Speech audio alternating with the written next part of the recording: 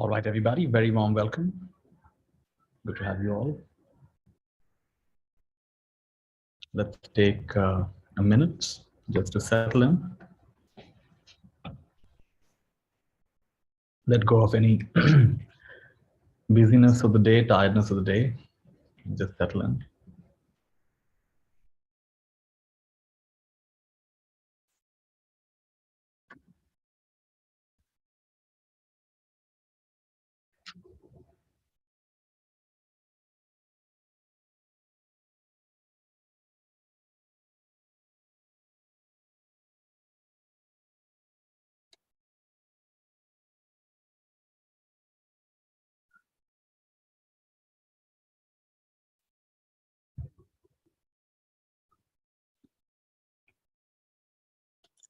I was traveling recently and having dinner with someone I met, and he said something interesting. He said that there is, I forget what he called it, but he said there's a way of living which is based on the moon cycle. So he said from the new moon to the full moon, you are in a more doing state. And from the full moon to the new moon, so approximately half the month, you're in a more doing state. And half the month, you're in a more being state. So what does it mean? So the first half, you make plans, you work on them, you follow up, you make more efforts. It's usually what you think of as doing, right? You have a plan, you implement it. You follow up with people, you do things. And the second half of the month, you actually do less.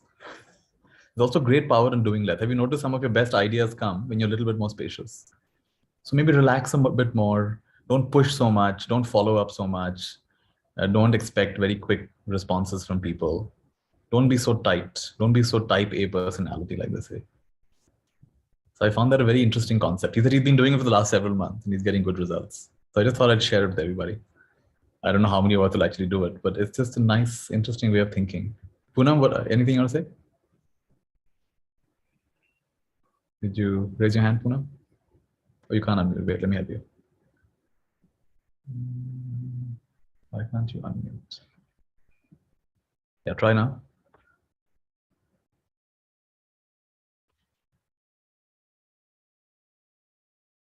I'm not sure why I can't hear you. Maybe put it in the chat. You're trying to say something, but I don't know what it is. Oh, Akanksha followed it. Oh, some of you followed already. What is it called? Put it in the chat. What is it called? 4 days work, 3 days no work. But you do it on a weekly basis. That's also interesting.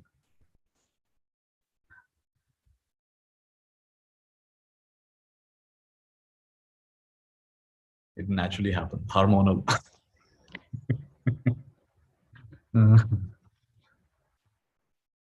All right. So today's practice will be, I'll be sharing one of my very, what do I say? It's something which had a big influence on me, had a big impact on me. It's a process called the work. It comes from a teacher called Byron Katie.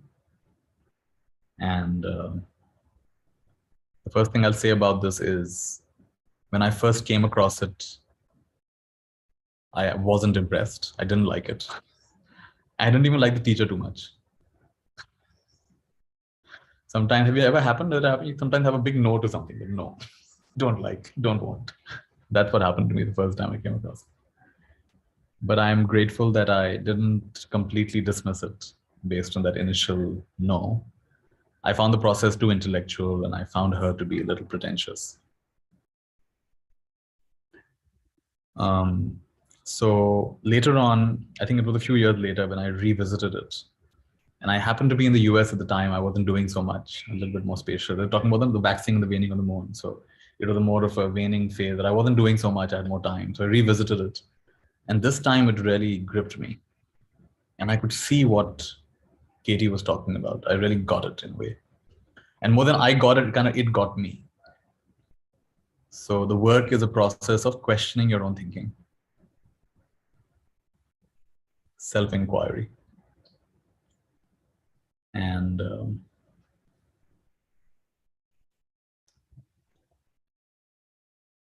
what I loved about it is that it's actually just 4 questions.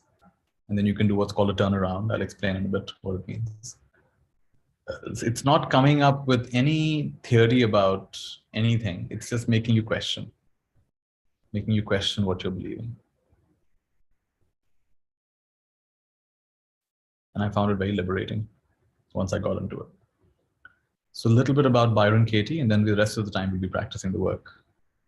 At least the way that I teach the work. I don't know if it's perfect, but in my imperfect way, I'll teach it to you, but it seems to work.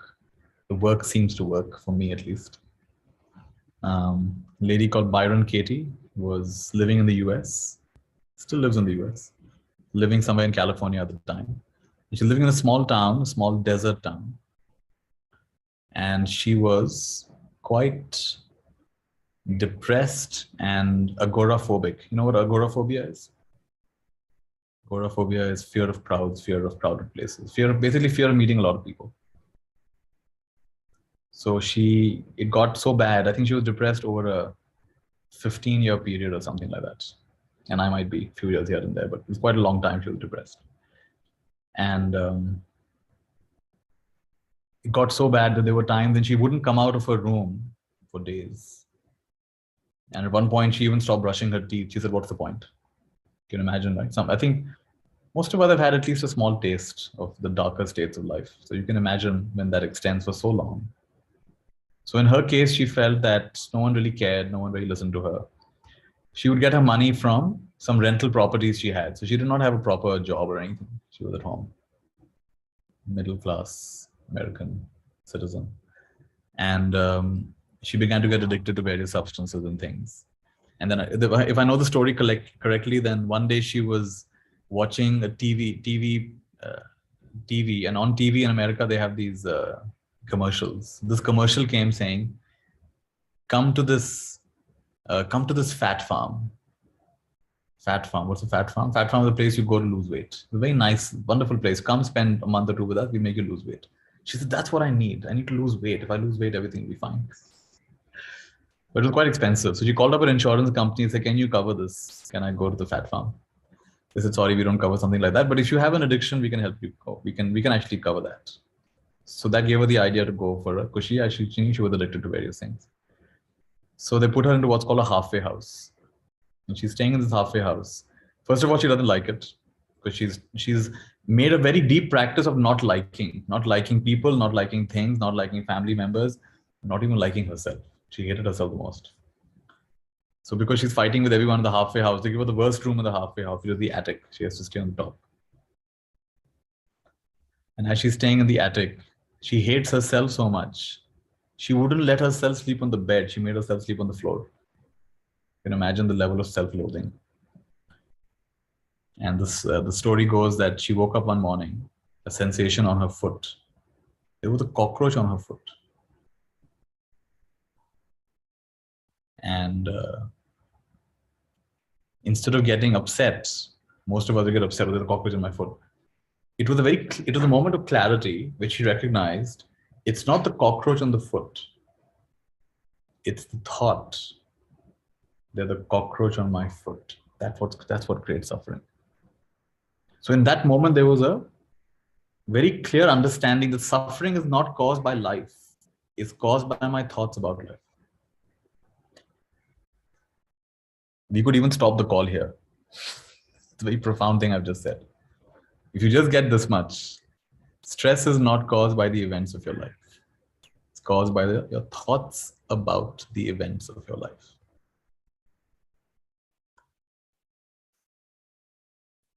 So in her case, because she was suffering so deeply, so most of us will hear this and say, yeah, sounds good. But in her case, because she was suffering so deeply, then the liberation was also so deep and so profound. For 12, 15 years, she'd been suffering. So it became so profound that when she looked in the mirror, she couldn't recognize herself. In fact, she couldn't tell herself, like right now, if I'm looking at the Zoom screen, then I can see all of you, I can see myself, I can see me, and then the background, the wall, right?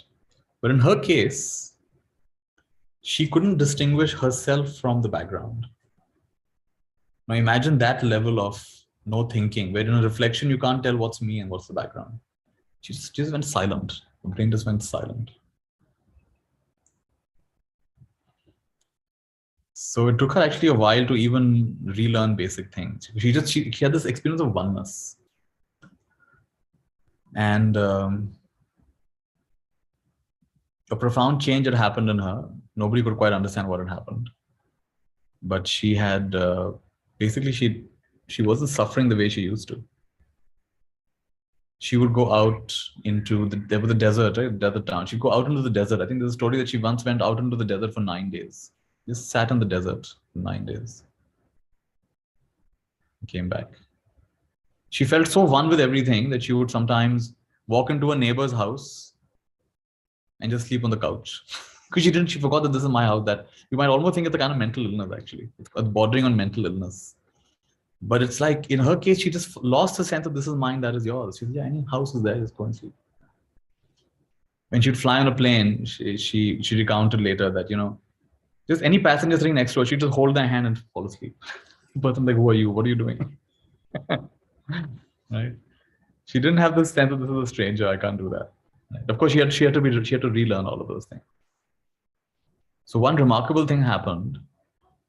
She stopped suffering the way she used to. And people noticed this. So people began coming to her. Little by little, the word spread. Something happened to this woman. She'd gone from being a total jerk to being actually quite wonderful. Not that she became positive or anything, but she was actually people could notice the transformation. And they came to her and said, teach us what do you have to teach? She said, I have nothing to teach. And what I really appreciate about Byron Katie is she had almost no background in any kind of spirituality, any kind of Eastern spirituality or anything like that. She had no concept of that. So when people would say, what's your teaching? She would say, well, what's your problem? My problem with my husband, my problem with my job, my problem with my boss, my problem with I'm overweight, whatever it is. And then she would ask simple questions like, is that true? Are you sure that's true? What happens when you believe that? Who are you without that thought?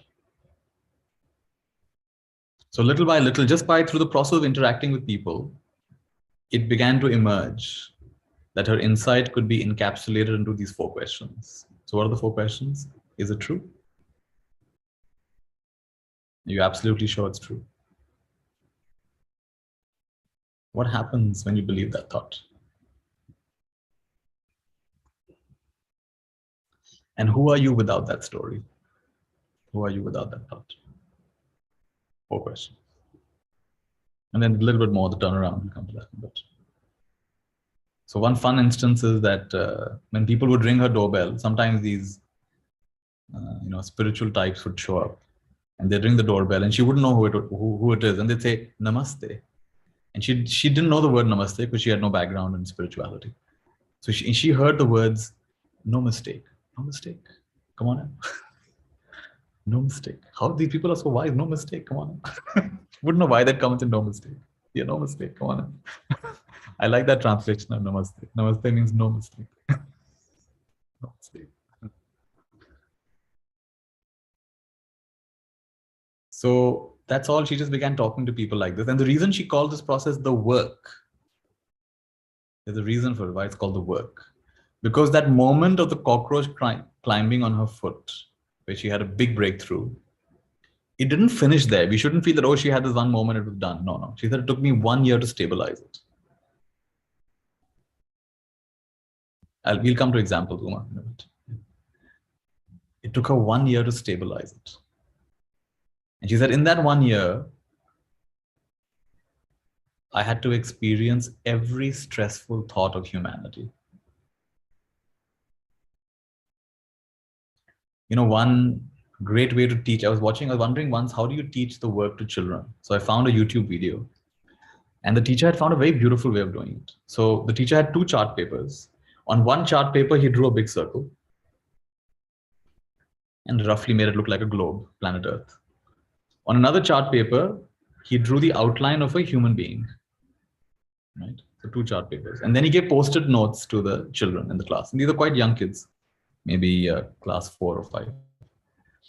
And he said, tell me all your stressful thoughts about the planet, and this body represents you about yourself. So for example, stressful thoughts about the planet. You can imagine that by the time we grow up, there'll be no forest left. By the time we grow up, the air will be so polluted, right? Stressful thoughts about the planet. What if there's a big war and there's a nuclear catastrophe? Stressful thoughts about the planet. You know, what if we don't have clean air and water to drink? Whatever, and other things. What if we all keep fighting like this? What if there's overpopulation? You name it. So these kids came up with their own, and he put post-it notes all over the planet. And similarly, stressful thoughts about yourself. I'm not tall enough. I'm not strong enough. People comment on my complexion. People comment on my nose. People compare me to this one. I'm not smart enough. I'm not this enough. So all the not enough, you're too much of this or you're not enough of this. So that covered the whole, so the whole world got covered with post-it notes. The whole body got covered with post-it notes. And how did he teach the work to children?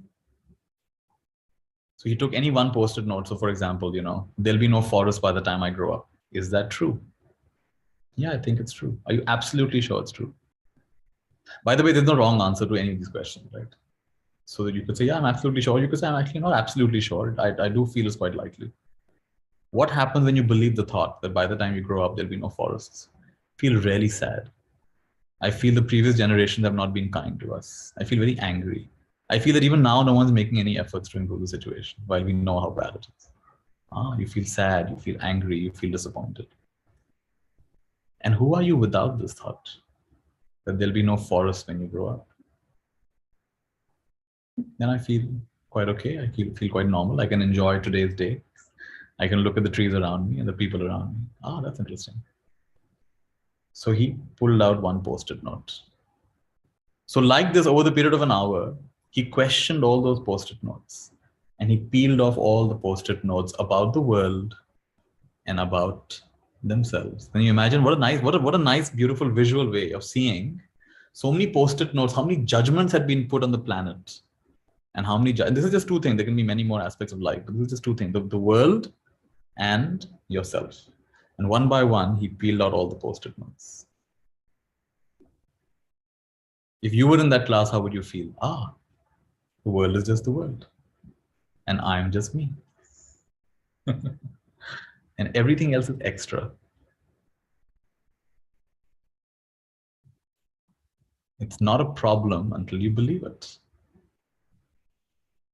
Not a problem until you resist it. Isn't it? So one of the lovely quotes, and Katie is one of those people who comes up with very short, they call it Katieisms. So one of her Katieisms is, reality is always kinder than the stories we tell. Reality is always kinder than the stories we tell. I like that. One of her books, one of the first books she wrote is Loving What Is. And that itself, that's another great place. You could actually can stop the video right here. Loving what is. To me, that's a great summary of everything.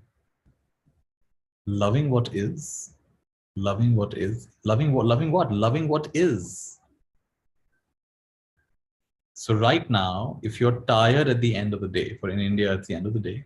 If you're tired at the end of the day, and if you can love what is, by the way, what is love? I'll tell you my definition of love. It comes from the Greek tradition, agape. Agape means to let be. To love is to let be. So to love what is now, if you're tired at the end of the day, then you can let it be. Not struggle with it, not fight it, not change it, not try to fix it, improve it, transform it. I can let it be. I can let myself be. As opposed to judging whatever, judging my job, judging the world, judging my body, judging my energy level. It shouldn't be, it shouldn't be, it shouldn't be. Why is it? Why? It could be, should be, would be. That's another good insight from Katie. She says there are 2 levels of thinking. First generation and second generation. What's first generation? First generation thinking is describing something. So this is a pen. This is a pen. It's a click pen. No, this is a pen. Second generation. I don't like plastic pens. They pollute the environment. Or ballpoint pens are really bad. And these click pens particularly, because sometimes you'll put them in your pocket and they'll leave a stain on your shirt. That's happened to me many times. I mean, this is all second. I like, I don't like. I want, I don't want. Right? It's a cheap pen. It's an expensive pen. It should be, it could be. So first generation is describing something. And second generation is your preferences, likes and dislikes. That's where the emotions come in. So one distinction Katie makes that I find helpful is distinguishing between first generation thought and second generation thought. First generation thought, at least at this level of human development, seems to be needed. If I have to telepathically to communicate to you what time the full moon session is, maybe only 2-3 of you will get it. Most will be wondering what time is the full moon session, right? But because it's written down, click on this link, come at this time, that verbal communication or written communication is very helpful.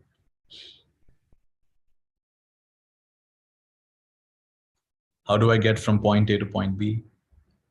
No, I never believed that Google would work. Google Maps would work in India. But the Indian roads are such a chaotic mess. But surprisingly, it works. And even people who know the way will look at Google Maps because you'll get some insight into traffic. So it's helpful to have that kind of thought, that kind of descriptive thought. I don't think that's necessarily a problem. The problem comes from the judgment, the stickiness, the likes and dislikes, the emotional reaction to something. And so in the work, this is what we're questioning. We're questioning our judgments. When we say this is a table, we don't question this is a table, is it true? Am I absolutely sure it's a table? What happened? I believe the thought. That's not what we're doing. Okay, you can do it, but it'll not really make that big of an impact on you. The impact will come from something like, yeah, I don't like the furniture in my house. I don't like that it's a hand-me-down furniture from my mom. In fact, my life is full of hand-me-downs. The life is full of hand-me-downs. No one likes, no one really cares. No one in my family cares for me. No one in my family cares. Is that true? Yeah, it's true. Are you absolutely sure it's true? I'm doubly sure it's true. What happens when you believe the thought? I feel so angry and I feel so unwanted and I feel that why did they even give birth to me? They were going to treat me like this. Who are you without that thought? Who are you without that story?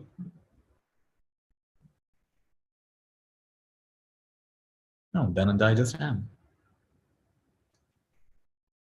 So the difference between how you feel between question 3 and question 4, this is very important in the work. Why is it important? It reveals something absolutely profound. Until now, we were thinking, this family is the cause of my trouble. They don't love me. They don't care for me. They don't support me. They give me hand-me-down tables and furniture. Because of them, I'm feeling like this. But you realize just a few seconds later, who am I without the thought? I'm okay. I'm fine. I'm cool. Oh. So we thought the cause was them and how they treated me.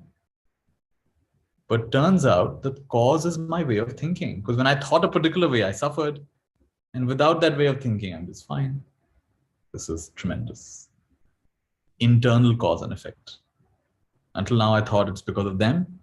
It's internal. Oh my goodness. This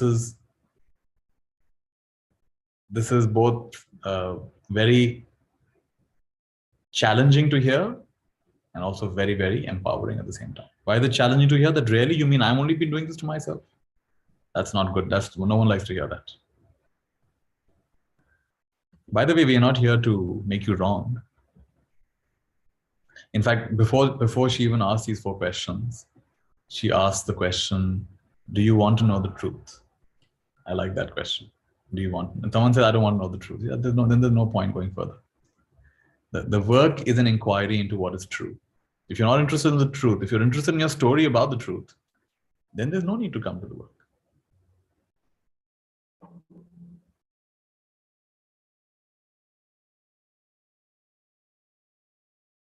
So the summary of the work is make a judgment, write it down. She prefers if you write it down. Why write it down? Well, especially in the beginning, when you write it down, you can, your mind is stopped on paper. Trying to catch your mind in the mind is actually quite hard. On paper, you can actually catch it. Make a judgment, write it down, ask 4 questions, turn it around. What are the 4 questions? Is it true? Am I sure it's true? What happens when I believe the thought? Who am I without the thought? Who am I without that story? Make a judgment. So for an example of a judgment would be, I think one of the ones she gives in her handout is, Paul should not get angry at me. Paul should not get angry at me.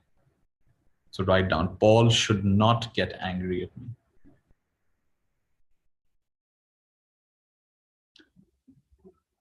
Ask 4 questions. Is it true Paul should not get angry with me? Yeah, Paul should not get angry with me. Are you absolutely sure it's true? Of course it's true. He treats me like garbage. He should not get angry at me. All right. What happens when you believe that thought? I feel helpless myself. I feel angry. I feel upset. These are all things you'll write down actually in that worksheet. This worksheet is freely available on my website, thework.com. So you write down your reaction. What happens to you at a thinking, feeling, and behavior level when Paul gets angry at you? I feel disrespected. I feel upset. My face gets hot. I start trembling. I wonder why this is happening. All right, so you write that down. 4th question, who are you without that thought? Who are you without the story? Paul should not get angry.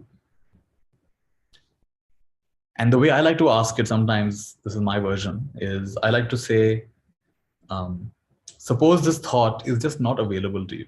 It's like, sometimes a file is deleted from your computer. So suppose the thought, Paul should not get angry, it's not available only. It's out of your thinking universe. That thought is out of the thinking universe, not available to you. So try as hard as you can. You cannot think of that thought. Now, who are you without the thought? So then usually the answer is, then it's fine. Then I'm here. Then it's just, the life just is the way it is. In fact, and then you might even say, I'm feeling calm. I'm feeling in flow. Oh, very interesting. So I like to pause away and then I'll just check.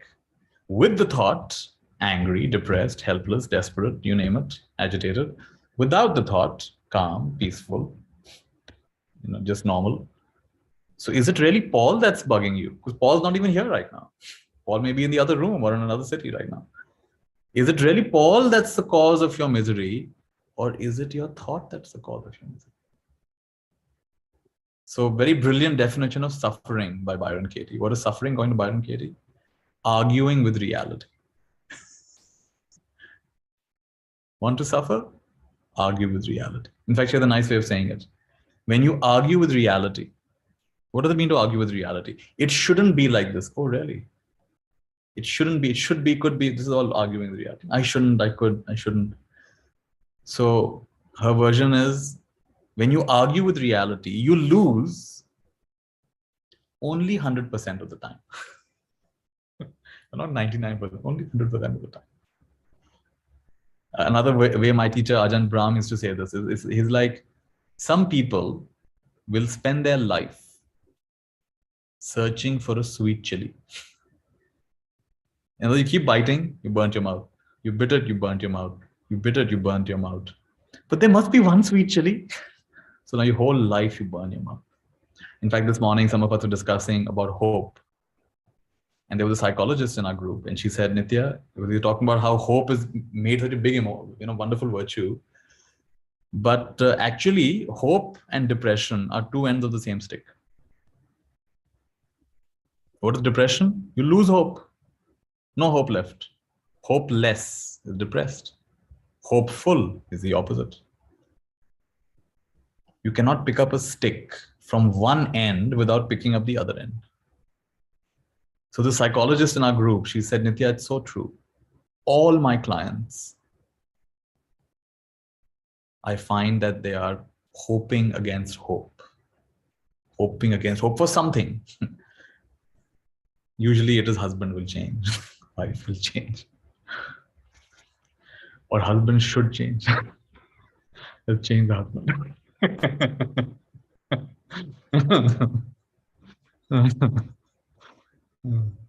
Kidding. So this is an example of arguing with reality. When you argue with reality, it's like you're touching something hot and you're expecting it not to burn you. I'm sure you've heard this example, right? Anger is picking up a hot burning ball and throwing it on the other. Now, see, I don't know how good your aim is. You may or may not hit them, but one person you'll definitely burn, and that's yourself. When you pick up the hot, glowing ball of anger, you definitely hurt yourself. Other person may not even realize what you just did.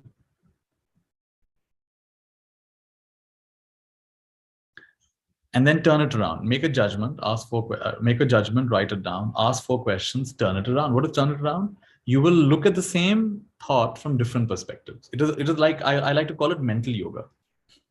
So in yoga, Nalini has put in the chat some where you can download some PDF. That's nice. Otherwise, just go to thework.com and you'll find it. It's free download. So what is turnaround? Paul shouldn't get angry with me. So the first turnaround is very simple. It's the opposite of that. So can you join me in those of you who are on Zoom?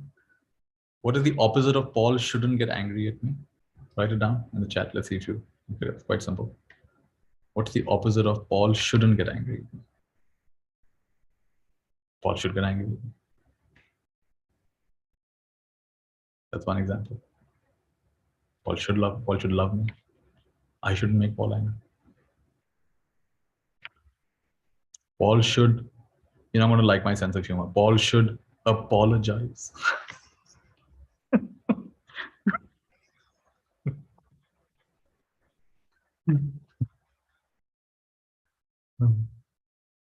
I should be angry on Paul.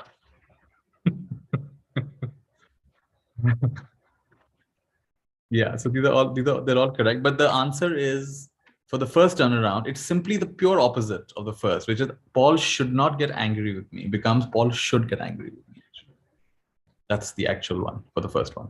Not that you're wrong, though all the other ones you've written also can work for the turnaround. Because turnaround, right, literally, we are looking at the same thing from a different perspective. That's what we're actually doing. Don't get so caught up. This turnaround part is the most complex part for the people who are learning the work for the first time.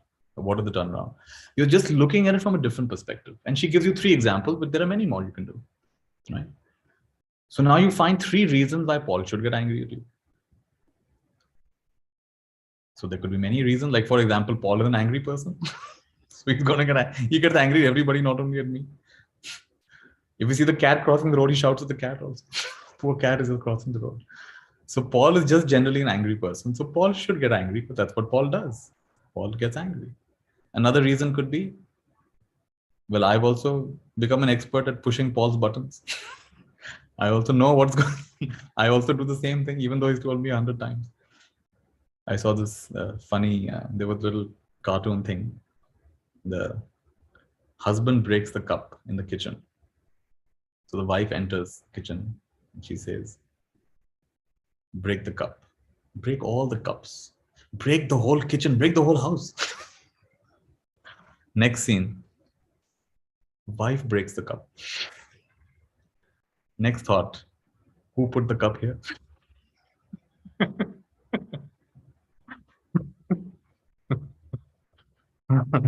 You see how we are so good at defending ourselves. Somebody else does it, it's like unacceptable. In fact, doing the work will make you realize how we have such different standards for ourselves and others. This is what at least I realize this.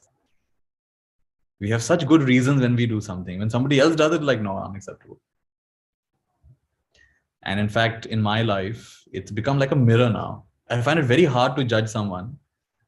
I mean, it's not that I can't, I can still judge. But very quickly, I'll realize I'm doing the same thing in some way. Like, oh my goodness, what am I judging? So I constantly am seeing that my judgments about others, wo kehte hain na ki you point one finger, all these fingers are pointing back at you. That's so true. And I cannot, even if I do judge someone, I can't hold it too tightly because I know at some level I'm playing the same game. I'm not actually that much holier than them. So the first turnaround would be, Paul should get angry with me. Another turnaround. So one way of remembering this is what we call turn the coin around. So heads and tails, right? So Paul shouldn't get angry with me becomes Paul should get angry. This is a simple turnaround. Turn the statement around. Next turnaround is called elephant throwing water on the other person. This is just a way of remembering it. Elephant throwing water on other means, like one of you said over here, I shouldn't get angry at Paul. But I don't get angry at Paul. Maybe you don't express it. That's true. Inwardly, I'm very angry. Because I know if I express it, things will only get worse. Something will get broken in the house. But inwardly I am, right? So look at all the way that you shouldn't get angry at Paul. But I don't shout at him, but I give him the silent treatment. That's another. It's just a different form of anger. You know, some of us don't express anger by shouting. We express anger by becoming quiet. That's also anger. People can tell you silent treatment. You're doing the passive aggressive thing. We'll be angry, you know. It's a different way. So this is self-reflective. Do I also? Yeah, I also shouldn't get angry at Paul.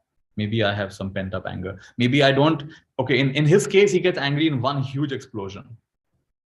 I get angry at small jabs throughout the day. Death by 1,000 cuts. Right? So this is, again, it's for you to reflect. Is it true that I should also not get angry? I shouldn't keep nagging him throughout the day. And this is just an example, by the way. You will find your own. This is just to give you a sense of it. You find at least 3 reasons why you shouldn't get angry at Paul. And the third one is elephant throwing water on self. What does it mean, elephant throwing water on self? I shouldn't get angry at myself. I love this third turnaround. This is, for many people, this is a breakthrough moment. I shouldn't get angry at myself. I've been getting angry at myself. How can I tolerate such behavior? How come I'm not standing up for myself? How come I'm not setting better boundaries? How come I'm not living my best life? How come I have so much mental space to find faults with him, but not improve my life? I shouldn't get angry at myself. I'm beating myself. In fact, you might have heard the statement, we teach others how to treat us. Have you noticed? You may not realize this, but we are coaching people all the time how to treat us. How do we coach them? The way we treat ourselves. If we think we are crappy, we are not good, we don't deserve respect, sooner or later, you'll teach everyone around you to treat you like that. Because you treat yourself like that. In fact, you'll feel very uncomfortable. Both men and women who don't have a very good self-image, self-respect, they get uncomfortable when people treat them with respect. There must be something wrong with this person. I think you're a manipulative person trying to get something out of me because obviously I'm not so worthy. How can they treat me so nicely? Then they'll suspect that person. No, if you treat me badly, then I can trust you. That's I am. I know I'm horrible. You see? So it's so important to look at yourself, your own relationship with yourself. The outer world is just a mirror to you.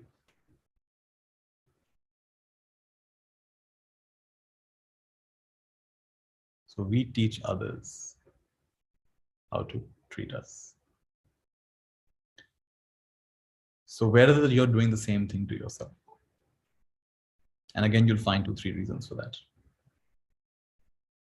Now, all of this may sound very mental. And when I first came across this teaching, even I had too much of thinking, too much of writing and thinking and questions.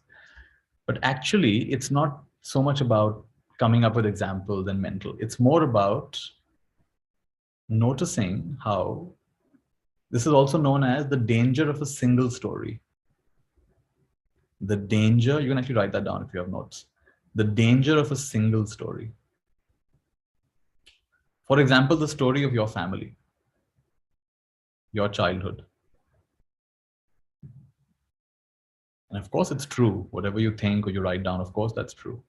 But that's only one story. Your siblings have a different story. Your mom and dad have a different story. Your grandparents have a different story. Your neighbors have a different story about the same thing. The danger of a single story. To know one is to know none.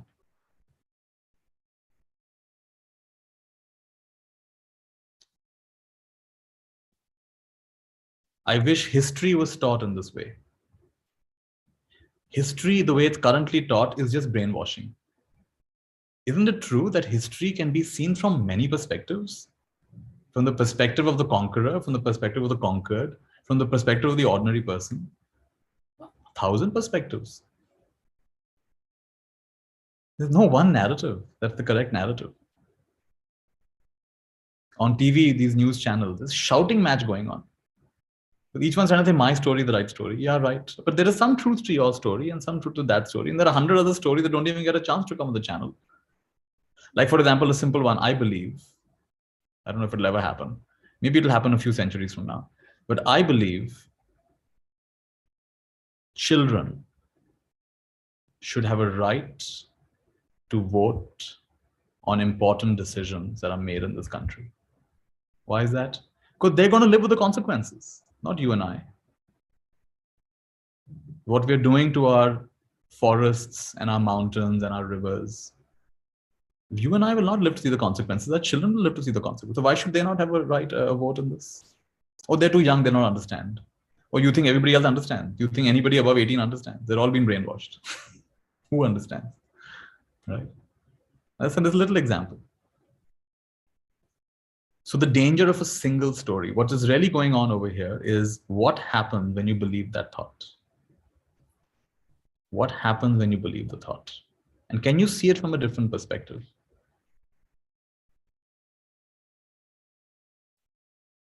So for me, the work is also about being a master storyteller.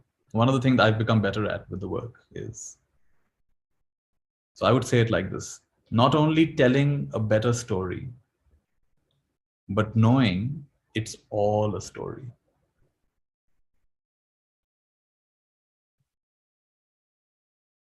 So I'm going to make a guess and you can tell me if I'm right or wrong, okay?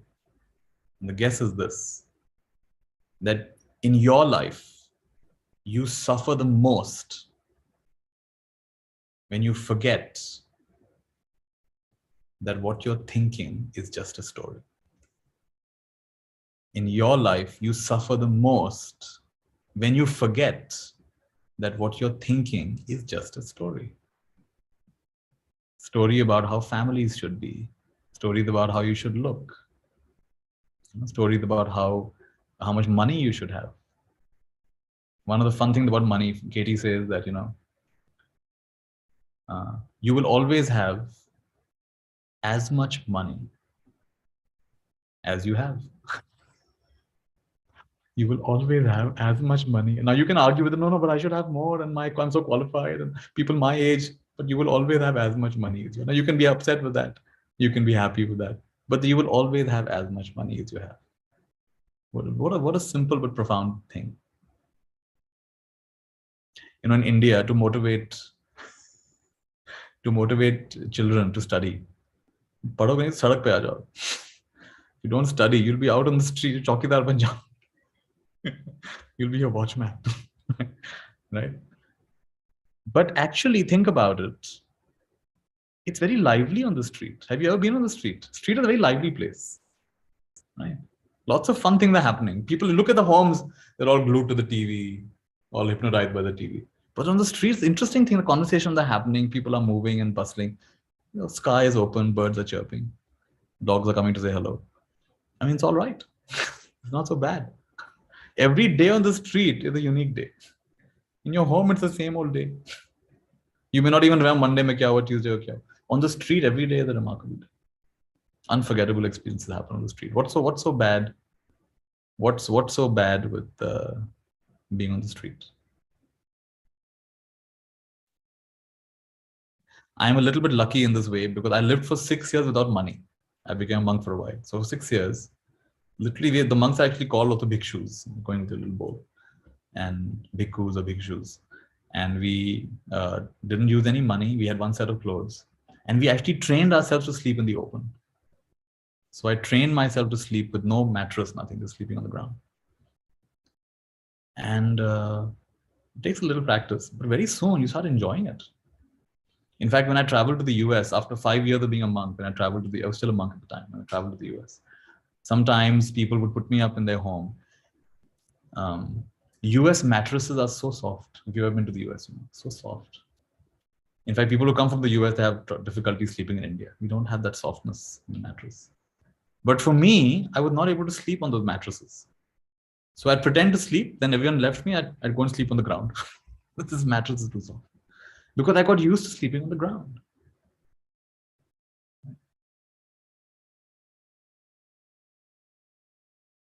And so It's the story that you're telling.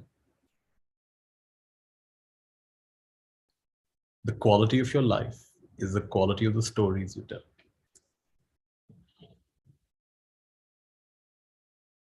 So here's another interesting question. And I'm going to give you a minute with this question, because for me, it's a very powerful question. It goes like this. What if there is only emptiness and the stories we tell?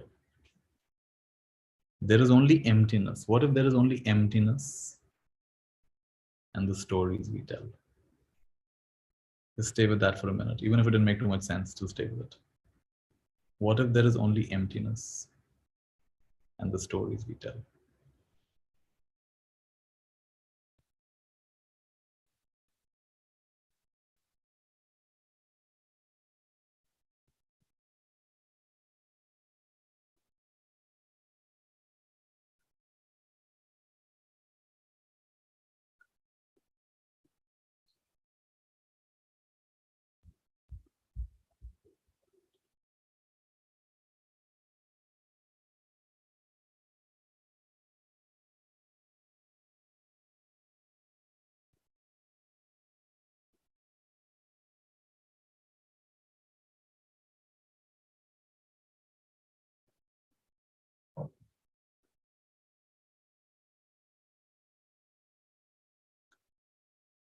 Try another question.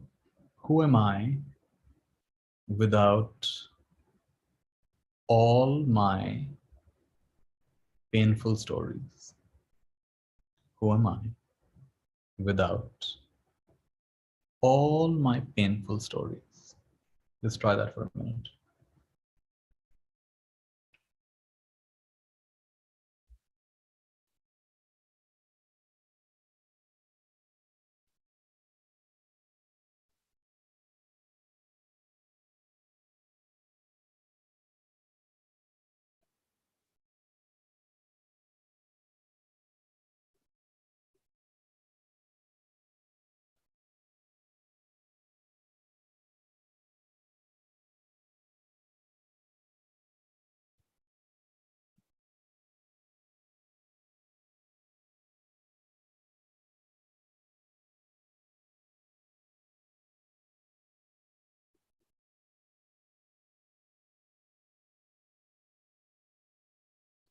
And let's go one level deeper. Who are you without all your stories?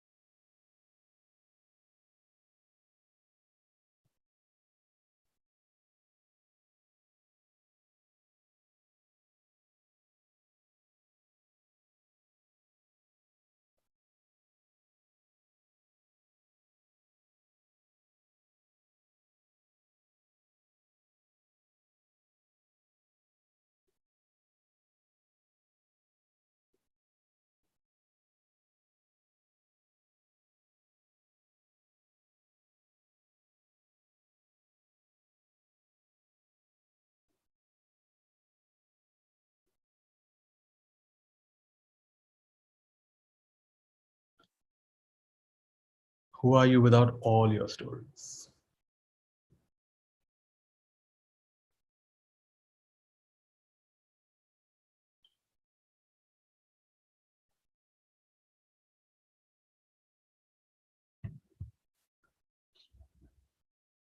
So when you look at it like this work is not just a mental game, intellectual game.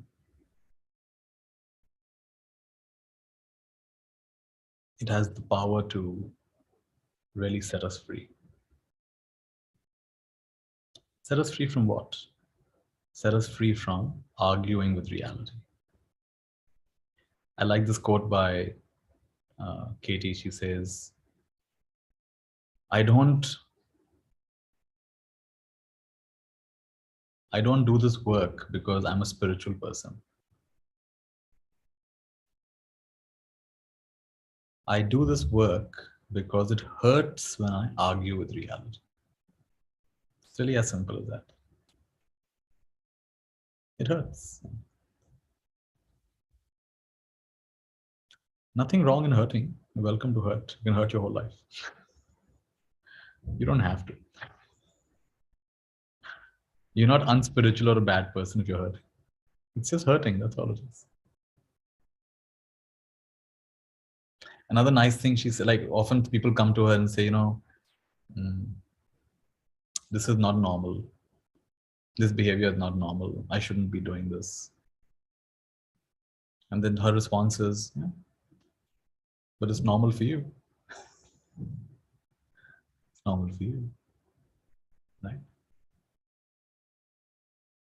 Once she was with this friend who was in hospital with severe cancer. The friend spent half an hour complaining about how bad it is, how bad it is, how bad it is. And Katie was quiet. So finally a friend said, say something. And this friend had made Katie promise years back that you will never lie to me. So Katie said, I don't see a problem. You don't see a problem? Friend says. So she lifts her bed sheet, the cover that she has. She lifts that. And one foot is swollen and one foot is normal. You don't see a problem? And Katie said, now I know the problem. You want your left foot to look like your right foot. And her friend broke down and started crying with relief. She got it. See, there is physical pain. And then there's an extra layer we add of suffering. There is pain and there is suffering. Pain is inevitable. Welcome to human life. Suffering is optional. The Buddha also said this. You already have one dart. You have the dart of physical pain. Why are you adding a second dart? The dart of emotional mental pain.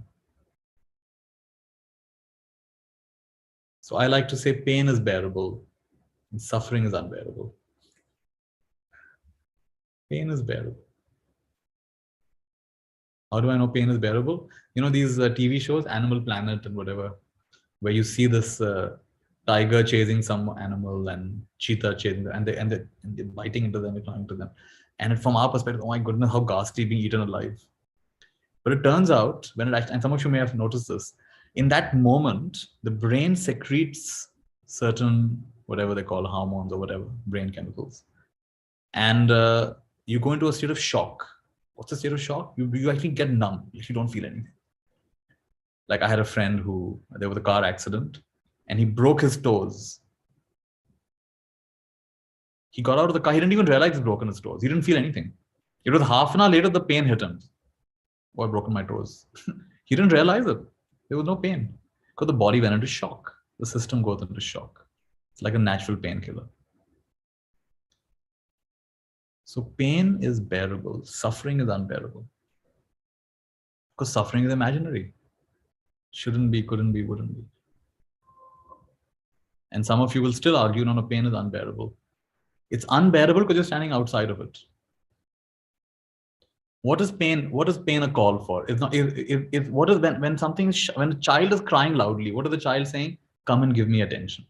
Child is screaming, come and give me attention. So when your knee is hurting, your back is hurting, your stomach is hurting, what is it saying? Give me attention. Then don't distract yourself. So what I've learned about dealing with pain is you send a part of your attention there. If you want attention, I'll give you attention. Fully feeling what you're feeling is healing. So send a part of your mind to the middle of that migraine, to the middle of that stomach ache, to the middle of that back pain, and just stay there. Become one with that pain. If you want attention, I'll give you attention. It will naturally subside in its own time. It won't even need to subside. There's a wonderful Tibetan teacher, Tenzin Palmo. Tenzin Palmo is a British woman who became a Tibetan nun. Very inspiring. You can read a book on her life, Cave in the Snow. She spent 12 years living alone in a cave in the Himalayas. And she would have spent her whole life there, but then a police officer came and said, your visa is expired. So then she had to go. She had to go down. Her visa is expired. She felt pity for that poor police who climbed 3 hours up the mountain. Madam, आपका visa खत्म हो गया, कहाँ पे बैठी चलिए. So then she had to leave. Anyway, Tenzin Palmo, she's still alive and she's teaching. She lives in somewhere near Dharamshala. Anyway, so I met Tenzin Palmo, and she shared with me how in her cave, to keep her cave warm, she would have to cut firewood. So one day she's cutting firewood, and the axe slips. She chops off half her finger. She's high up in the mountains, there's nobody else over there. Intense pain. She's bleeding, she's in intense pain. No easy way to get help. She's all alone there. You might have seen these Tibetans have these white scarves. They use them for their puja. So she takes some of the white scarf and she tightly bundles it around her thumb. And she had a meditation box because she did an extra practice. It's a special practice called the sitter's practice. What's a sitter's practice? You stand, you walk, you sit, but you don't lie down. So it's you take up it's called an ascetic practice. You take up the practice of never lying down. So she would sleep also in the sitting position. So she goes to a meditation box and she sits there. Her thumb is in tremendous pain. And she decides to meditate on the pain. In fact, she made a nice statement. She says, nothing focuses the mind like intense pain. All your thoughts about other things is gone. Intense pain. So she said when she began giving her attention, she noticed that it initially looked like one pain, but she looked at it very carefully. It was not one pain. It was like a, Indian shadi band. What's an Indian shadi band? Someone's doing the drums. Someone's doing the trumpets. There are actually many different musical instruments, like a shadi band. See, there was the shadi band going on inside. So there was the thumping, there was the beeping, there was the bleeping, there was the pooping, there was all kinds of different rhythms were going on in there. So she brings her attention there. She said, oh my God, there's a lot going on over here. And she said, instead of, again, a very powerful statement, instead of being dragged by the horse of pain, I decided to ride the horse of pain. How beautiful is that? You can be dragged by the horse of pain, or you can ride the horse of pain. She said, I rode the horse of pain. She said it was one of the most intense, deep meditations of her life. But nowhere, you can't, where are you going to go? There's nowhere to go. There's just pain in you. To the most powerful meditation, one of the most powerful meditations we ever had.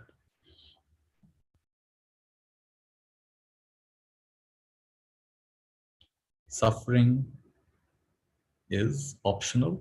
Pain is inevitable. Suffering is optional. Pain is bearable. Suffering is unbearable. Why is it unbearable? Because it's imaginary. And there's no end to this imagination.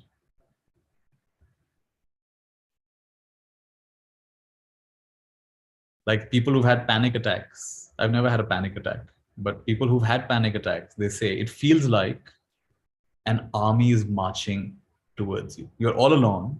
An army is, imagine how scary is that? You're not against one or two adversaries, an entire army is marching against you. Oh, that's so scary. It gets worse and worse and worse. Panic attack.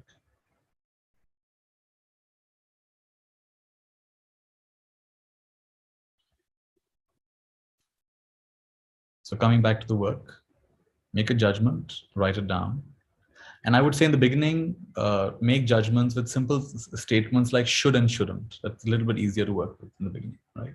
So I should. In fact, you don't usually start with I. You start with other people. Make a judgment on another. Judge your neighbor worksheet, it's called. Because judging on yourself takes just a little bit more practice with the work before you can work on yourself. Usually you work with somebody else. But it's all right because eventually it's going to get turned around to you anyway. So it's fine, right? They shouldn't, he shouldn't, my wife shouldn't, my kids shouldn't, my boss shouldn't, my neighbor shouldn't, the dogs in the neighborhood shouldn't. All the shouldn'ts, they shouldn't. Start with that. Or even should, they should. They should respect me, they should care for me. Make a judgment, write it down. Make 4 questions. What are the 4 questions? Is it true? Am I absolutely sure it's true? Why do we ask 2 questions?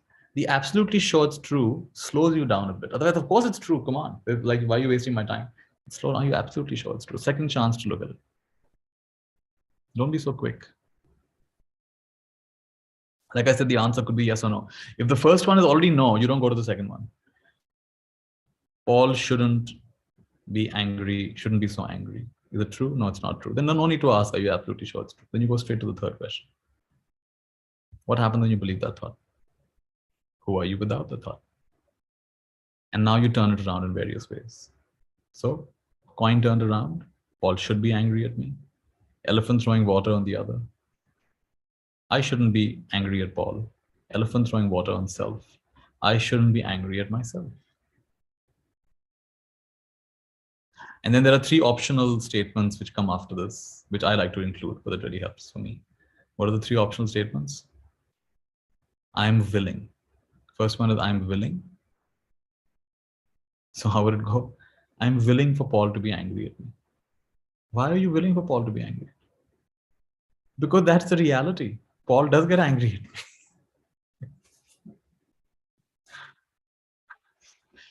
I also like to do it like this. And again, this is my version of the work. This may not be the way she teaches it.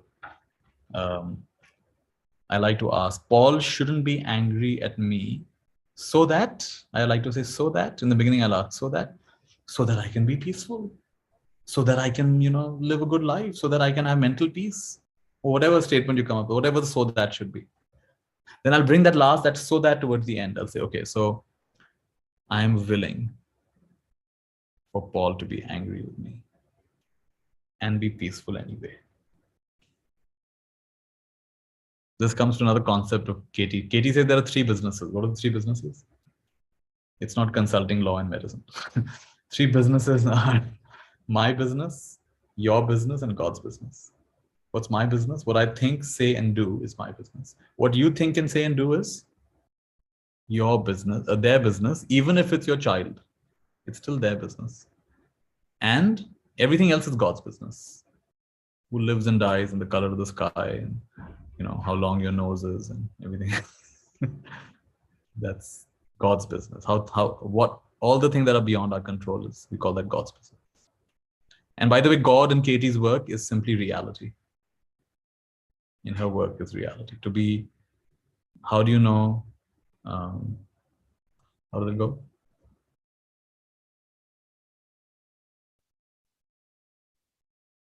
I don't argue with reality because reality is what is, and reality is what wins. Reality is God's will. In Katie's work, reality is God's will. The way things are is God's will. You don't have to wonder what is God's will because the reality is God's will. The way things are is God's will. Not to wonder about it. That is what God's wanting. So when you want it as well, and when you love it as well, in that moment, your will is matching God's will. Your will is matching God's will. And so there's peace, immaculate peace, instant peace, instant liberation. So what are the last three statements? I'm willing for Paul to be angry at me and be peaceful anyway. You find some reasons for that. Next one, you can write it down if you like. I look forward. Really? I look forward for Paul to be angry with me. Why? So I can practice being peaceful anyway.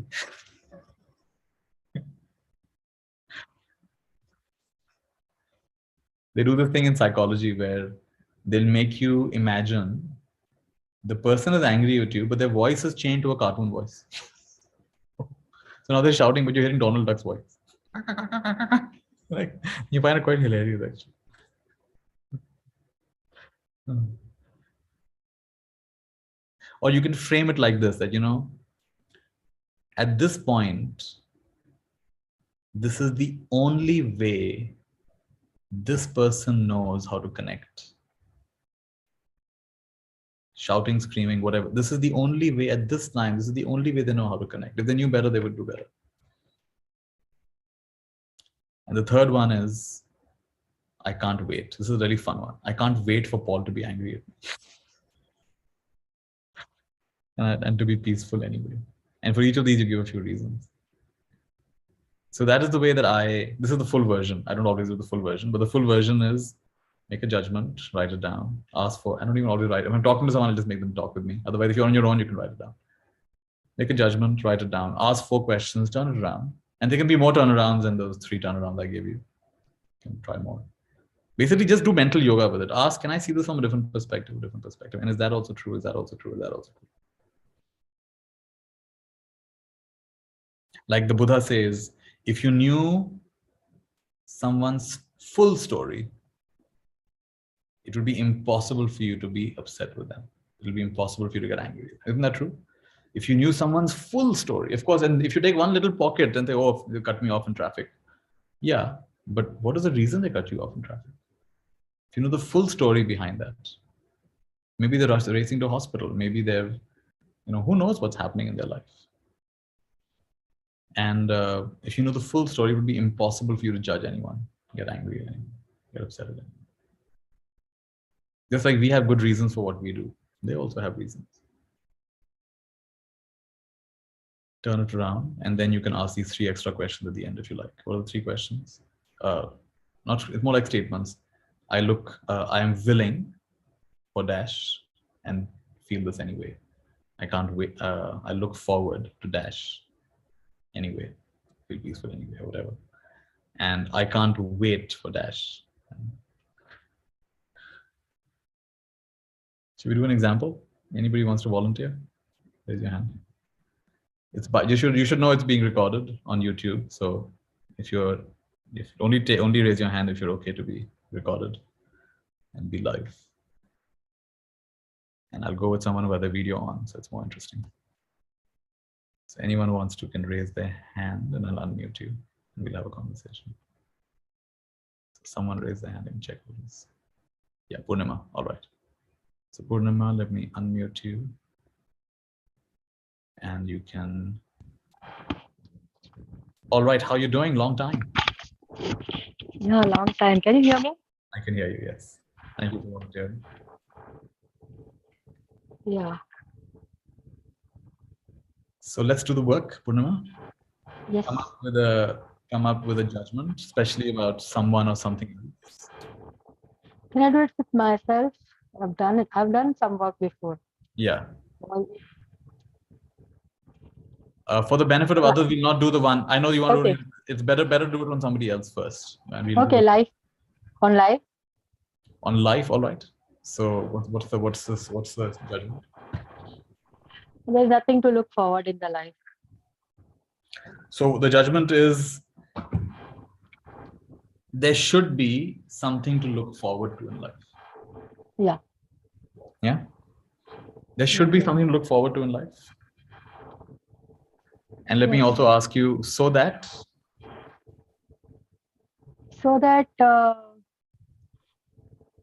it's fun, it's something to get excited about. Okay, so that it's fun and there's something to be excited about. Yes? Is that right? So we got the judgment. Pardon? You can hear me? Yeah. Yeah, all right. Yeah, I can hear you. Let's go to the next. So the next one is life. There should be something to look forward to in life. Is that true, Purnima? And there's no wrong answer. Yeah, there should be something. Yes, I think. It's true. Yeah, so we don't make a big, people get a big conversation over here. Oh, it should, but maybe. Just simple. Is it yes or no, right? So true or not? It's true. Yes. Are you absolutely sure it's true that there should be something to look forward to in life? Are you absolutely sure about this? Yeah. Yeah. All right. What happens when you believe the thought there should be something to look forward to in life, and day after day, week after week, month after month, year after year, you find that there probably isn't? What happens to you? I feel sad. Like I feel disappointed. I feel angry sometimes. Sometimes I get frustrated that there is nothing to look forward in the life. Angry, frustrated, sad. What happens to your behavior? I don't like whatever is happening in life. Yeah. Not happy with myself and others. Yeah. At times. Yeah. Not happy with myself and others. So angry, frustrated, sad, not happy with myself and others. Yes. All right. Let's come to the 4th question. Who are you without this thought, without this story? There should be something to look forward to in life. The story is not available to you. In your entire universe of thought, this particular story has been deleted. There should be something to look forward to in life. The story is not available to you. Who are you right now without the story?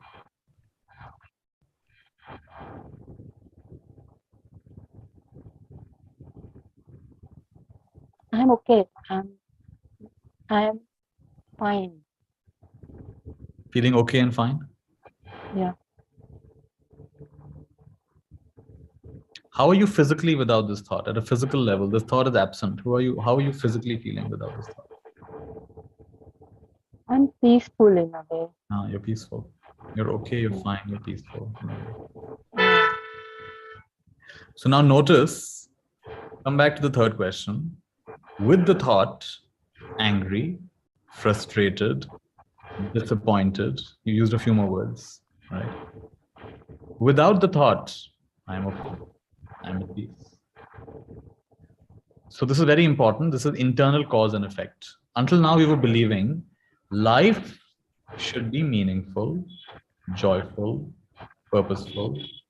Something should be there to look forward to. And we're discovering that actually, like in the last 2 minutes, life has not really changed that much, perhaps. Apart from a few people honking outside your window, life is pretty much the same. But your thought process changed a little bit. And with the change in thought process, you noticed calmer, just yourself, peaceful. So I'm going to say it in a different way. Anger, frustration, disappointment, sadness is the price that you are paying for believing a lie. What's the lie? The lie is life should have something to look forward to. What's the reality? At least for you, it's not true. There isn't. That's the reality.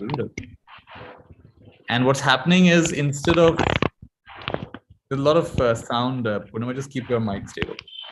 Yeah. So instead of arguing with the reality, it shouldn't be. When you came, even for that few moments, you said, okay, without the thought, I'm peaceful. I just am. So let's do some turnarounds. The first turnaround is life shouldn't have anything to look forward to. Why is that also true? Because life, there is no surety in life. Like you can't be sure whatever is we are thinking can happen or. Yeah. You mean another reason?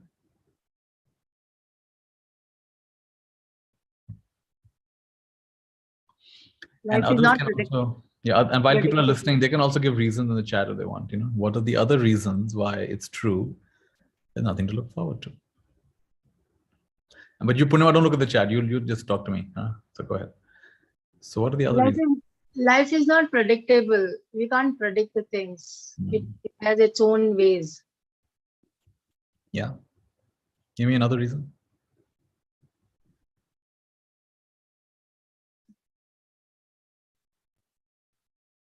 The one that's coming to me, I don't know if it'll relate to you, but what coming to me is that so many times I have looked forward to things, but even if I got them, they didn't always deliver on their promise.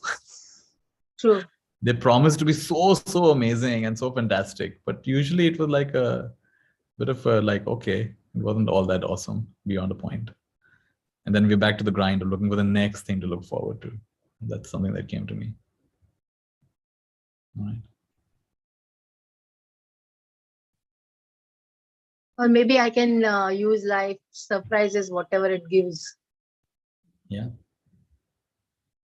Yeah, that's possible, right? How are you feeling right now so far in the process?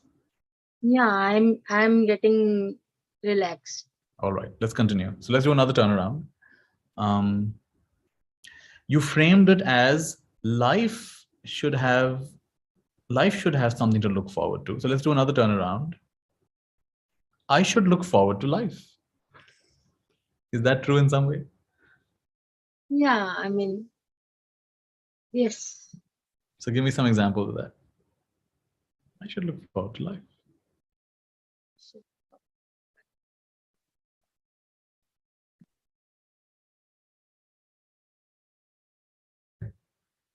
I should look forward to life giving me whatever is needed. It's important for you to be, see, this is not positive thinking, the distinction. So don't try to convince yourself of something that's not coming from your heart, right? Don't just say the right answers, because that will not quench you. You'll feel okay, temporarily okay, but you'll go back after the call saying, yeah, there's nothing, that's just, because you can't really lie to yourself. So that's very important. So really check and see, what is the turnaround here? What is the answer to this turnaround?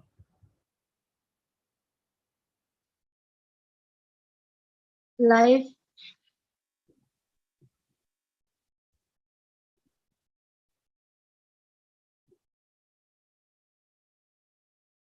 Look at all those words. Look at life, look at looking forward, and look at yourself. And see what insight comes from that. When you're looking forward, what are you missing?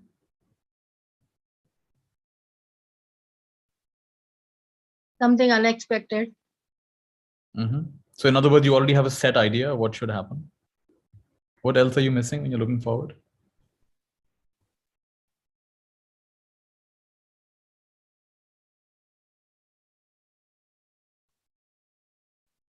Something that even I don't even know that is possible.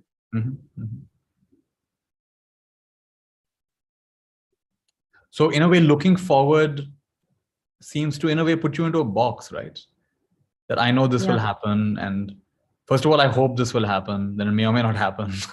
And then you like, also there's an assumption that I know what is best for me. If that happens, then of course I'll be happy. So there's a lot of tightness there. Yes. When we are looking forward, also for me, when I'm looking forward, at least in that precise moment, I've missed something here. Because there's a lot of dissatisfaction with what's here. So look forward to something. If I'm truly content and peaceful, do I really look forward then? Or I just trust that it'll unfold, you know, it's unfolding so beautifully as it is, it'll continue to unfold. So it's going to birth from this moment. I'm not trying to jump to the next moment. It's going to birth out of this moment. Yeah, kind of not enjoying this moment, just looking forward to something else. Yeah, true.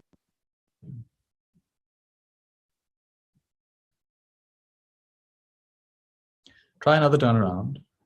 And this may or may not make sense grammatically, but we'll say it anyway. I look forward to myself. I look forward to myself. Yeah. And how is that true? Yeah, I mean, most of the time we look forward to some other people. to Right? So it seemed like something has to happen. Some exciting new job has to happen. Relationship has to happen. Some breakthrough has to happen. Some financial turnaround has to happen. Some health turnaround. But I look forward to myself. Yeah. Who is the most neglected person in your life? Me. True, true. So are you really thirsting for life, or are you thirsting for yourself? Yes, I'm just Give you this promise of looking forward. It'll only take you further away from yourself. And in a way, by disappointing you again and again and again and again and again, it has forced you to just be in a pool of you. It's you with you. And what seems like a terrible curse is, in a strange way, the most powerful blessing. I don't want to tell you this because in the work, we're not giving advice to anybody. But come back to this thought. How is it true? Is it also true, I would say, that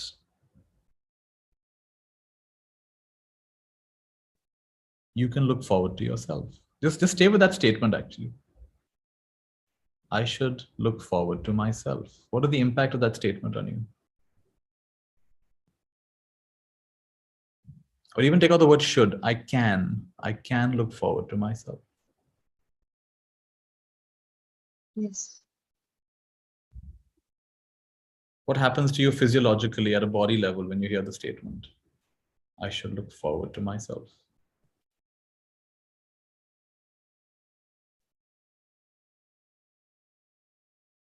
I'm looking forward to myself.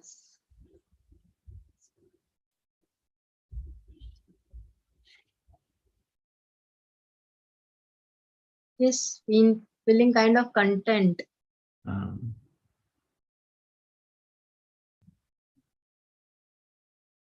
Yes. Let's go to the next one. So the next one is these three statements. So say with me, I'm willing. I'm willing To have nothing to look forward to in life. to have nothing to look forward to in life. And to have fun anyway. And have fun anyway. How is that also true? Yeah, true. Give me an example. How can that be true? Like in the last several months, has your life been devoid of fun, or have you also had some fun? Yeah, I did have fun.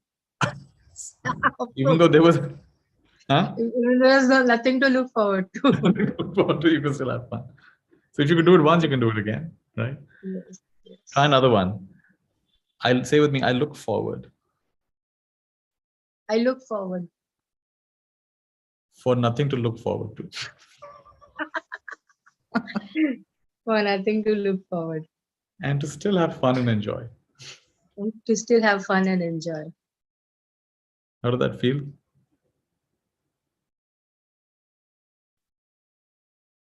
Yeah. Like, can you, like, I don't know if you can sense this, but to me, it feels that the real problem has not been life. The real problem has been this heavy should you've been carrying on your shoulders. That life should have something to look forward to. Life should have something to look forward to. But day after day, life is just what it is. It's not that exciting. There's not that much happening. But that's not the problem. The problem is it should. It should. Look at, I'm in this big city. Everyone's moving around, moving up the social ladder, the career ladder, the relationship ladder. And here I am. And isn't it that really gets us more than just what is? And by the way, we're not stopping you. Please go ahead and try all of that. But do it from a place of openness and not from a place of being left behind. Yes. Yes, that is what actually it is. That I feel left behind in a lot of ways. Yeah, very interesting. That is true. You sensed it right. Let's come to the last one. Say, I can't wait. I can't wait. To have nothing to look forward to. To have nothing to look forward to. To completely enjoy myself. To completely enjoy myself. And to have more fun. And to have more fun. Than anyone else in Bombay. Than anyone else in the world. Well, why not in the world? Okay, close your eyes, feel that. That here you are, Purnima, with nothing to look forward to, is having more fun and more joy than anyone else in the whole world.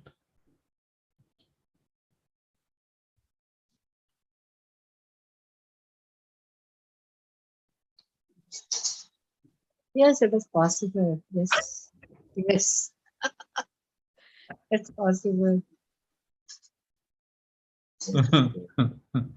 So now go back to the original statement. What did you say in the beginning? There's nothing to look forward to. Life should have something to look for. You said life should have something to look forward to. Life should have something to look forward to. So when you're saying it now, does it grip you the same intensity as it used to 10 minutes back? No. What are you noticing now when you say it? Yeah, that's the reality, that there is nothing to look forward to as of now, but that's okay. Thank you for volunteering and for being so open and vulnerable with us. Thank you, Nitya, for everything. Thank you, heartfelt. Thank you. Lots of love. Thank you for volunteering. So Purnima was very brave to share very vulnerably with all of us. And so I'm not trying to say that this is it, she's done and she's free from this. No, we're not trying to say that. I like the way Katie says it. So she says it like this: every time you do the work, you're left with less of a story. So if you noticed, the story may not have completely gone, but it's not strangling her the way it used to. And that's wonderful. Every time we do the work, we're left with less of the story. And you ask that story, that question again and again and again. It gets lighter and lighter and lighter. And it may even happen that next time she hears someone say there should be something to look forward to, Purnima laughs so loudly. And people are thinking, what's wrong with you? She just finds it so hilarious. She said, yeah, I believed that for so long. I believed that for so long. Right? So it could happen, who knows? And she says, Katie says, do the work for breakfast. Do the work for breakfast. In other words, do it in the morning. And what do? Just take any stressful thought you have about life, about yourself, and just ask those questions. Do the work for breakfast. Have a nice day. You'll have a nicer day. How do you have a nice day? A day where you believe less thoughts is a nicer day. Thinking is very heavy stuff.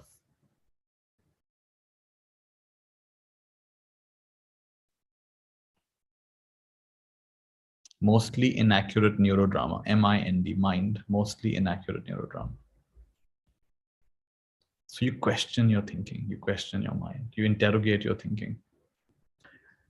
The world is not troubling you. It's your internal narrative that's troubling you. You're saying something, Purnima? Yeah. Nitin, there was nothing to look forward in the session also. And somehow I got the chance to have this particular work done with you. It was amazing. Thank you. Thank you. So nice. Thank you. Good. And it's not just a psychological trick, guys. There's something really deep over here. It is embracing the complete hopelessness of your situation. You may try to cover it up by some little fun activity here and there and some hobby and some, project and all of that. But until you confront the complete helplessness, hopelessness of your situation, you're on a planet where nuclear war could break out at any time. You're in a place where neighboring countries are going bankrupt. You're in a place where relationships are breaking up all around you. You're in a place where any kind of disease can just come, pandemics can just come sweeping over. And despite no matter how much money you have, you may not be able to recover from it. This is not just some fantasy, this is the reality. And you're fearing it won't change anything. You confront the absolute hopelessness of your situation. And you question all your fearful thoughts. This shouldn't, that shouldn't, I shouldn't, they shouldn't, life shouldn't, world shouldn't. Like she said, for 1 year, she had to go through every single stressful thought of humanity. And she actually found, by the way, she found there are not that many. They're actually we think there are thousands of stressful thoughts. They're actually just a few permutations of combinations of just a few stressful thoughts. So when you question all those thoughts, this shouldn't happen, that shouldn't happen, I shouldn't, you shouldn't, they shouldn't, then the strangest thing happens right here in the middle of it. Right here in the middle of it. There's a lotus that rises out of the mud. Right here is holy ground. Right here I shall build my sanctuary. Nothing can trouble me but my imagination.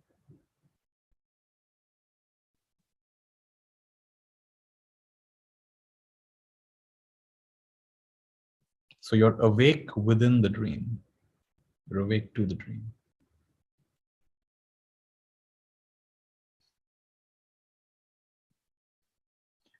And I would even say you'd go so far that you're not even afraid of not being awake. You're not even afraid of getting lost in the dream again. I think that's the beyond awakening is the fearlessness to even lose that awakening.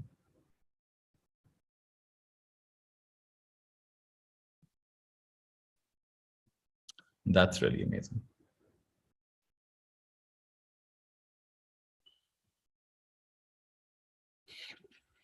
Right.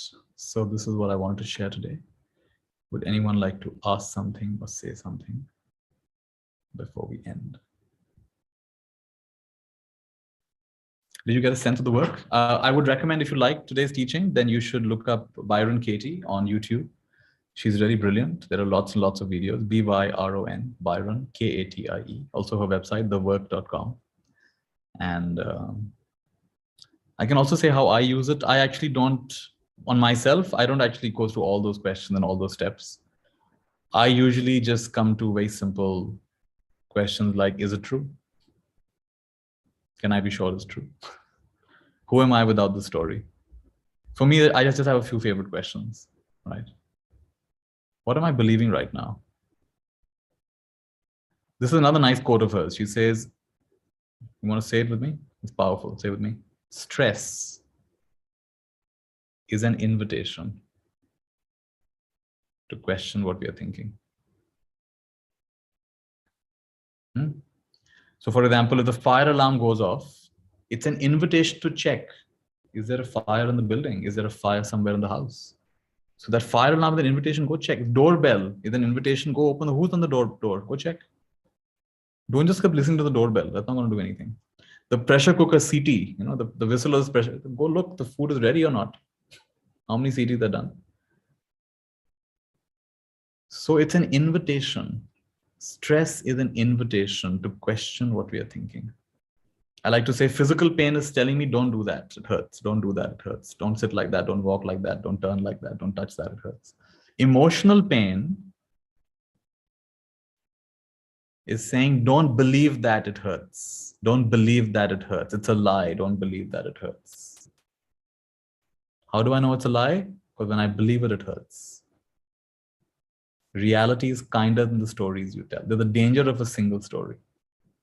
I would like you all to be master storytellers. Don't just tell one story. Tell 1,000 different stories on the same topic. Tell 1,000 different stories about how you grew up. Tell 1,000 different stories about your relationship with your partner. Tell 1,000 different stories for why you're here on this planet. Not one, tell 1,000 different stories. You know what will happen? You will realize they're all just stories. And now imagine how free you'll be. So when someone calls you selfish, cunning, ignorant, shrewd, you'll say, yeah, in some ways I am. Why does it hurt? I'm not like that. Or you know why it hurts even more? It's like, oh my God, I know I'm like that. How did you know? I was trying to cover that up. How did you find? That's when it really hurts. It really hurts when we feel that they figured out, you know, so like I like to say, if I call you a caterpillar, chances are you'll just find that silly. Oh, what do you mean caterpillar? Yeah. But if I call you selfish, if I call you selfish, or if I call you negative, if I call you, you know, untrustworthy, unreliable, chances are that'll hurt more. Because these are things that, hi, Prachi's daughter saying. Because these are things that that sometimes we think about ourselves, that I'm unreliable, that I am irresponsible, that I'm negative. That's when it really hurts. It really hurts when someone tells you something that you've been trying to hide from yourself and the world. But what if you were to just embrace all of it? Embrace the full spectrum. Embrace your light and your dark. Now what happens? So the work is also a way of being a master storyteller. When you become a master storyteller, you become like an alchemist. You know, if you notice my conversation with Purnima, all that happened over a period of 10, 15 minutes is we questioned her story and we got to tell the story in slightly different ways. And her experience shifted to the extent her story shifted.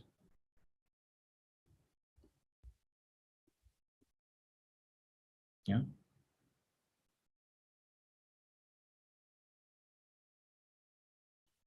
So when you change the story, you change your life. Like here's the good one. You can say it's one day. Like, you know, in a way Purnima is saying it's one more day. Okay, one more day. Nothing to look forward to, one more day. You can say it's one day, or you can say it's day one. Look at the difference between it's one day and it's day one. There's a world of a difference. It's day one of what? It's day one of the rest of your life, Purnima. And what are you going to fill the rest of your life with? with enjoyment and fun. You said enjoyment and fun. Are you going to wait for something to happen? No, no, no. It's enjoyment and fun, just being with myself. Even though life has got nothing to look forward to, enjoyment and fun. Have you not seen street children on Bombay and every city of India running around and playing and laughing? Street kids, they should be sitting and crying. And of course, some of them do cry. But there are many street kids running around laughing. They should not be laughing and playing. I've been to villages in India. I've been invited to teach in village schools. I can tell you those kids are 100 times happier, more enthusiastic, more full of energy than the top schools. I go to these big international schools. They're half asleep by the time I get there. They're already doubting me. Kya sikhayega ye? Kaun hai? What are they going to teach? Right.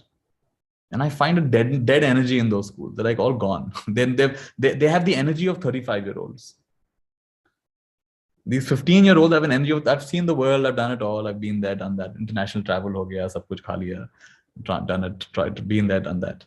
These village kids, I found more energetic, more enthusiastic. They probably don't have as bright a future as these city kids. They're probably going to end up doing the same farming or run the same shop that their father ran. They're so energetic, so enthusiastic. So even with nothing much to look forward to, they're blissing out. So it's not what's happening, it's your thoughts about what's happening. So tell a better story, but very important, part 2 is very important. Know that it's a story. Because otherwise you get attached to that story. And that's where the pain comes. The pain doesn't come from the story. The pain comes from the stickiness around the story. Stickiness, tightness. Good. So if you resonate with this, check out some of Katie's videos. You'll enjoy her style. She's actually quite fun. And she does it in a much more artful way than I've done it. I did it in a very technical way. She does it in a very free-flowing and artful way. You should check it out. And bring this into you. I would say, may these questions get ignited in you. Whether or not you follow the process, step 1, step 2, step 3, that's less. May the process of questioning your thinking get ignited in you. This is what my hope for you. That's for me more important. You begin to interrogate. This is the beginning of a very beautiful process. You begin to question your own thinking.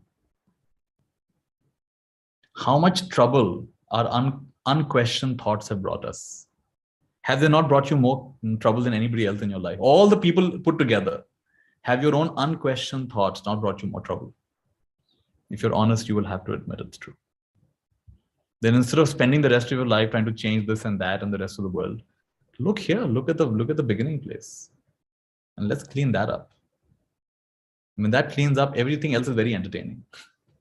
Then you realize what everyone else is up to. Yeah, of course, that's the way. It's all a big drama then that's going on.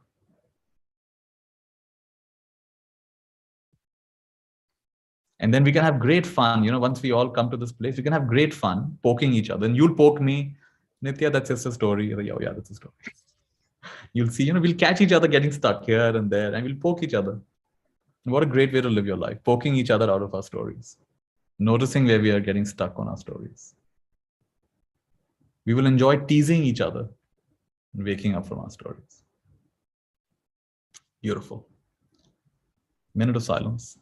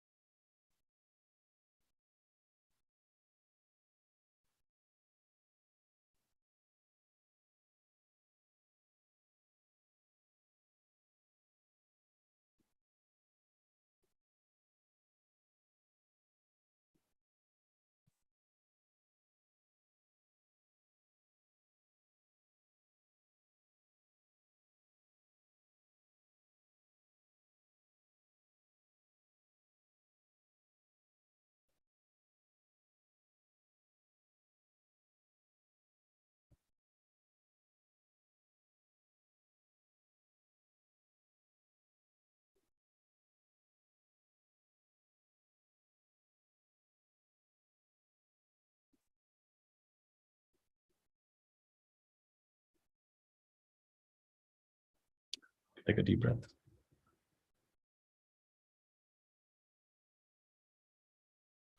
I also recommend she had many books, but the book I recommend is called 1,000 Names for Joy. It is a book of 81 short chapters, each correlating with the 81 verses of the Tao Te Ching. Tao Te Ching is a book from China, Lao Tzu's main teaching, the Tao Te Ching. It's spelled Tao Te Ching, but it's pronounced Tao Te Ching. And on each of those verses, she has given a commentary. And it's stories from her life. So a great curriculum, if you want to call it that, would be for the next 81 days, or whenever you get the books. You read one verse from the Tao Te Ching, which is just one page. You read one chapter from 1,000 Names for Joy, which is usually 2-3 pages. And reading both of them would take you maybe 10-15 minutes. And if you were to do that every day or every few days, you will see a huge shift in your way of looking at life. Maybe, who knows?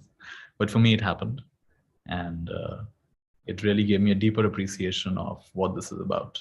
It's beyond a technique. It's more than a technique. It's really a certain way of approaching our life. Reality is kinder than the stories we tell. What is it like to be a lover of reality instead of lover of my fantasy? Of how I should be, you should be, the world should be. What is it like to live from, my business, your business, God's business? I didn't finish that. There's my business, your business, God's business. And every time I focus on your business and God's business, my business suffers. So let me be in my business, my thoughts, my words, my actions. Everything else takes care of itself. Not arguing with reality anymore. Beautiful. If you want, we can make this symbol. It's called Mayurma. Good wishes. Take your hands up. Bring them down a bit. Make a beautiful heart. And multiply by infinity the love. Second one's bigger. Third one's huge. Come back to your heart and we say together, Mayurma. Good wishes to all.